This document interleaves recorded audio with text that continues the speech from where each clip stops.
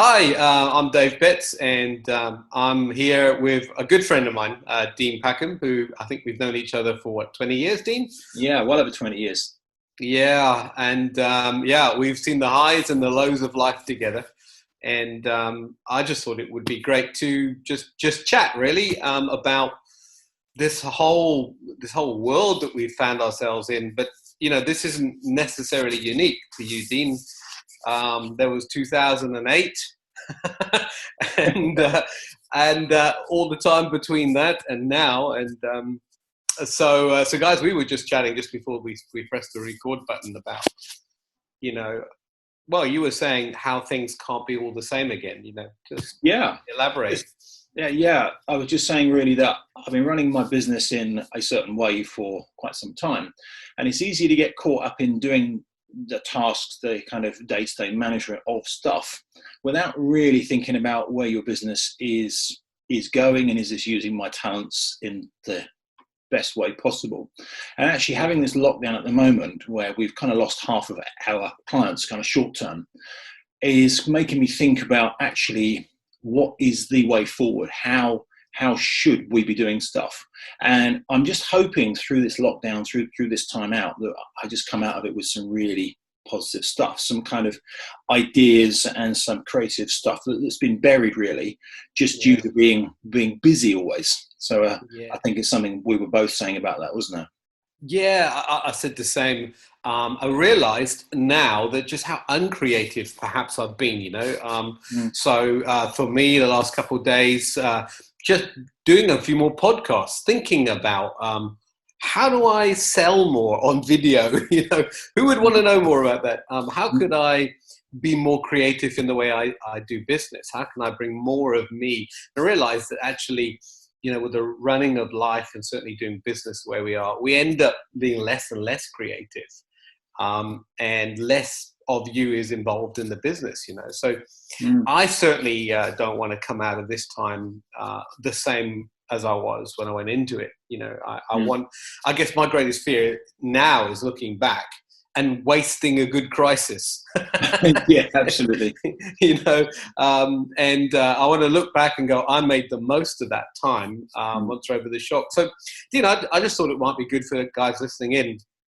I know that, well, just for the guys who are listening in, one of the things I have always respected you, Dean, for is your resilience to come back up when you've been knocked down. And you've been knocked down a number of times in a number of ventures. And they always say a good entrepreneur is one that has failed a number of times. And another thing I always say to people is never trust a man unless he limps. And you are definitely a guy who I believe, has emulated resilience. Maybe just give us a very short potted history, perhaps, of your entrepreneurial days and the highs and the lows, as it were. Okay. So as you say, most of that was failure. I think probably one of the most helpful things that I learned many, many years ago, which has really helped quite a lot, is something that Brian Tracy said, where he said your average millionaire in America has failed 17 times. So that's the average person who has made it financially or made it in business has had about 17 different failures. So that made me think I must be pretty close to that now. But I think probably it's worth mentioning just we were in church, weren't we, for years, running churches and stuff. We were. Yep. I was running a church up until 2003, and it was very, very clear that I was going to have to do something different. So I got out of that and I got into finance in terms of becoming a broker. Everything was going well. Then we had the credit crunch back in 2008, and selling mortgages was probably the worst possible job we could have back then. It's like nobody was buying, nobody was selling, nobody was doing anything. It was an absolute nightmare. And I'm married and I've got 4 kids, and income stopped very, very quickly. Things got very, very tough. And then you start to realize that actually doing the same thing as everyone else just is not going to work. Trying to get a job paying a good salary just isn't going to work, because that's what everyone else is doing. So I was kind of forced to kind of figure out, how can I make things work? What kind of business can I can I set up? And, just, yeah. So, that time spent with trying something, this doesn't work, going back. It's like Tim Ferriss says, failure is feedback. And once you kind of realize that when you fail, it just teaches you a way that something doesn't work. And I think if you get some kind of comfort in the fact that, hey, failure isn't actually something wrong, it's something everybody does, and you learn from that, you gradually start to learn how to actually get things right. I mean, babies, for instance, learn to walk through failure. They stand up and they fall over, and they try again and they try again, and then finally they're walking and then running. So it's something similar with business, that you just got to kind of learn from things, and certain things don't work and other things do. Anyway, so kind of forward now, I've got a... Well, just to interrupt there, yeah, there's a guy called Tom Peters. You may have heard of him. He's a guru that I business guru I grew up with, and he has this lovely phrase. He says, we've got to learn to fail forward. The whole approach that if you're not failing, you're not moving forward, if you're not making mistakes, and building that into the culture of who you are, that failure, as you've said so well, failure is not failure. Failure is part of the success process. Yeah. Would you agree? Yeah. Absolutely, yeah. Yeah, I mean, that quote's similar to Jim Rohn's quote, isn't it? If I want to double my success rate, I have to double my failure rate. And it's love it. Love it. I love it. Ways to fail completely. I think you get to a point where, just sometimes life puts you into a place where literally the rug has been pulled away from you. I was just saying to my wife the other day that both of us got to a point in March where our businesses, we both hit the top 3 months ever in terms of sales. We both felt like we got to a point where we'd iron out the kinks. We were just moving forward, and then suddenly this massive rug was pulled away from us. And then suddenly it's like, oh, okay, income's gone down massively. The business has now changed quite a bit. What do we do? And the choices are just to sit there and mope about it and say, oh no, it's this stupid virus, it's someone else's fault, it's something else's fault. Or just to take stock and say, right, okay, what can I actually look at here? I mean, so something, Dave, that might be good to share at the moment. I've just signed up for a workshop that I'm doing. We were talking about building skills and learning, and I've just signed up for a workshop, a guy called Frank Kern, who's a marketing guy, and it's a very good workshop. But something he said is, I have decided, or I have chosen over the last 20 years, not to be subject to the financial circumstances going on. Okay, so just literally is the fact, I'm not going to listen to the lie. Money's out there. It's just that money's transferred from one group of people to a different group of people. Yeah. I'm going to find these new people. So I signed up for this workshop, and he's doing this 30 days. Every day there's a video. And the cost of it is minimal. It's $100, and it's massively worth much more than that. The point is, I looked on the Facebook group to see how many people have actually signed up for this workshop since the 25th of March, right? So 2 weeks, 2,300 people have all paid him $100 each. That's $230,000. Wow. And he's just going through and he's creating videos. And I immediately thought, wow, that is a scalable way to do, like, for instance, workshops. I run workshops. Just imagine if I could get 2,300 people to the same workshop, which is quite feasible to do if you have the right marketing. And now he's kind of teaching how he actually gets people doing that. And then he's selling other products and services on that as well. So he's coining it. But the point is that most people say, oh, well, we're in this awkward situation. We've got this coronavirus. Poor me, I can't do anything. And I think we both sort of said, hey, we've kind of been around this block before somehow in a slightly different guise. And we just got to decide that we're not going to be subject to this. So let's talk a little more about that, Dean. So 2008, you were in a mortgage environment, you were selling mortgages, and suddenly the rug's pulled.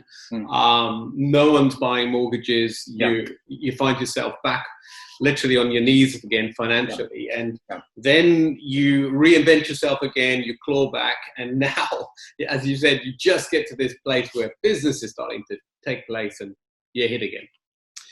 Tell me about the mental state. Tell me about what's going on in your mind and in your heart. Maybe, how low do you go? And how do you pull yourself out? What are some of the things that have helped you pull yourself in a mental and emotional way? Sure. Okay. I think probably the answer to that question is different now to what it was previously. So I think back in 2008, it was a sense of desperation and fear and despair.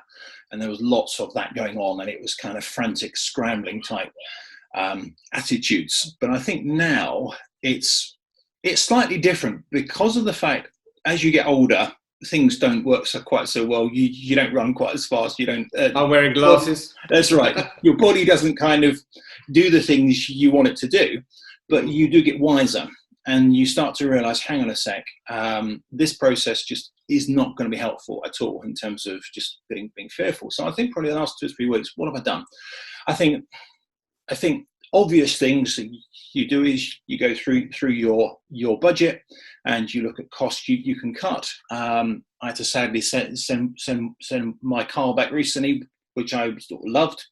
I just realised that I'm not going to be driving anywhere for months anyway, so I can't really justify driving this car with work. So, kind of cutting costs, obviously. But I think also it's just looking at the fact, well, okay, my business at the moment, why have clients put us on pause? Have we not got a product or service that can get through the storm? Are they in the wrong kind of business for us? So, for instance, we've got some clients who are in the travel industry. So are we saying that certain industries aren't interested but others aren't? So just kind of looking at, okay, what kind of industries shouldn't we target at the moment? What industries should we target? But I think probably the key thing is that we've been talking through is the fact that, failure is feedback. This isn't really my fault, but there are some crucial learning points here. And the learning points are to say, well, okay, what kind of business is working? What presentation of business? Like at the moment, we're talking on Zoom. So actually, online business, online meetings, online products and services will be going up because that's how things are. So actually, that's almost, as Frank Kern said, money's going into those kinds of industries, whereas money's coming out of other industries. So how can I get involved with that more? What skills do I need that I don't currently have? And I've kind of realised there's several skills that I've always planned to learn those skills, but not learned. So now I'm going to do it. Right. So what you're doing there, right? I don't know if you've even noticed it yourself, is you are continually asking questions. Yeah, absolutely. You're stopping and you're looking at normality and you're saying, how can I do this? What is preventing me? Where can I go? Where am I? You're taking the how, what, where, why, and who questions. So I would, from what I'm understanding, listening to you, is the first thing that we need to do in any situation where there's change is to take a pause and apply good questions. Absolutely. Yeah, definitely. Right. Absolutely. Yeah, certainly. Okay. Doing that. So you're asking yourself some good questions. Let's go back to the question: how does that help you with your thinking and then ultimately with your emotions? Sure. I think the thing is you have to kind of. I think the thing is feelings are things that we have the power over, and there's this Bible passage talking about I take every thought captive to Christ. So basically talks about the fact that we're able to decide in some way what we do with a thought or a feeling. We can choose whether that's going to be something that governs us or whether we use it to actually strengthen us. So I think at the moment, I kind of realize that though I might be feeling perhaps a little bit scared, perhaps a little bit, kind of flummoxed or out of sync at the moment, this is a situation where that's not actually going to help me forward on this. I have to find an answer. And I think sometimes when you know that you have to find a way forward, it kind of helps because your brain starts to have to find the answer. If you've got any kind of get out clause that you don't actually have to find the answer, it's like if you're training for something, if you just go running occasionally and I'll go running today, I won't go running tomorrow, it's very difficult to do. Whereas if you've got an end goal, I have to get fit for this event. Right. It's much easier. So it's the point at the moment it's like And I think as well, often there's, the consequence of loss or the fear of loss can be a greater driver than the benefit of gain. So for instance, if I said, right, I've got £500,000 saved, I want to make twice that. That's a good driver. But if you have a situation where you say, I'm married, I've got 4 children, if I don't start bringing in income over the next few months, we could end up homeless. That's a much bigger driver. So then you move into the realm of you have to make this work. I mean, your business is perhaps slightly different, isn't it? Because you're, based in Britain at the moment, you've got a time period to make the business work. In some ways, that works to your benefit more because you have to solve that problem rather than just sitting there just thinking, oh, great, I can just be your passenger. Really. I think what you're saying, and maybe rephrase it another way then, is you are changing your internal dialogue, your internal conversation. You are taking control of these thoughts. And we all have panic, right? When this first happened, there was fear. Oh my gosh, what's happening to the world? Followed by panic. Am I going to survive? We go down to the bottom of the triangle where everyone goes and buys toilet paper, right? Basic needs and stuff. And then we have to arrest the thoughts in our mind and we have to change the story. We have to say, no, this isn't going to destroy me. This is actually going to improve me if I can focus on, as you said, the race, the marathon, the goal. And then you set yourself goals, right? That's what I'm hearing you say. Yeah. And for those who are listening, Dean is a runner. What's your history in running? I used to sprint many years ago. I was fairly high level. I was one of the guys you would see on the British Championships in the heats, getting thrashed by the big guys. So I was kind of in the second tier of runners.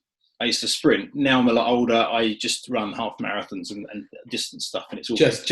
I don't even run for a bus, but he runs half marathons. But you have a goal, and that goal is what inspires you to get out the door and pound it. And so I think what I'm hearing you say is one of the things that you have found, a key you have found, is to be able to reset a goal and set the goals so that it draws you into keeping your mind on track. Would you agree? Yeah, definitely. Absolutely. Yeah, I think even prior to this though, I'd probably say every 5 to 6 weeks in my business over the last maybe 2 to 3 years, I've been taking time out, even if it's a day, a morning, something like that, just taking time out to kind of look outside of the business, look at it from the outside again, just to check that we're not just running around in circles. And then just, you often find something that you are doing is completely pointless. And there's other things that you should be doing. You look at the 80-20 rule and constantly goals have to be changed, don't they? Completely. That's interesting. I know we're running out of time a little bit. Well, I think we'll maybe do another one of these podcasts more on this subject, the 80-20 rule, because I think that's what these times really start to put in the magnifying glass. How much time we've spent doing things that actually aren't that productive, and trying to look at. I mean, I love the two words effectiveness and efficiency, and how we spend more of our life trying to be efficient when actually we should be trying to be more effective. Yeah, that's right. So we got a couple more minutes just to finish up. Dean, as I said at the beginning, tenacity, resilience are words that I would certainly encapsulate under your name, Dean. For those that are maybe listening to this, stumbled on it, and are just struggling, just saying maybe it's the first time they've had this rug pulled from their feet and they're young or new in the entrepreneurial world, maybe a couple words of advice for them. Oh gosh, okay. I think probably look at anybody who seems to be doing well in any particular area and go back in their history and you will see a time where they weren't doing well. So basically they have learned to move forward on it. I mean, if you look at, for instance, look at people like Tony Robbins, something like that, who's on stage and he's talking to loads of people and everybody loves him now because he seems to be doing well. But there was a time where he would have been in the same place that you might be now, where everything looked like a failure, things just weren't working out. But actually somehow he or she or that person was able to get through that situation. So pretty much everybody you can think of who has done well or is doing well was at a point where things weren't going well. So basically to kind of recognize that it's quite normal, it's quite natural. There's no need to be feeling guilty or anything. But there are tools like, as we said, sort of planning and stuff, just kind of dealing with emotions and stuff, 80-20 rule, just analyzing or just getting somebody to actually talk with you, to help you to actually get through that situation. You will come through that situation if you want to do so. So just really just look at everyone else and you find, hey, pretty much everybody's been in this boat before. It isn't just you or me or any of us. We've all been there before. That's fantastic, Dean. So to those who are listening, the message here is that we're all in the same boat. We all will be able to survive. We all will pull out. We're all going to fail forward, not fail backwards. And the greatest entrepreneurs out there started with the very smallest of ideas. And they just had the tenacity, like my good friend Dean here, to keep doing until we eventually get to where we want to go. Dean, it's been great chatting to you. Thanks, Dave. And thanks for the podcast today. Yeah, thanks, Dave. Many thanks.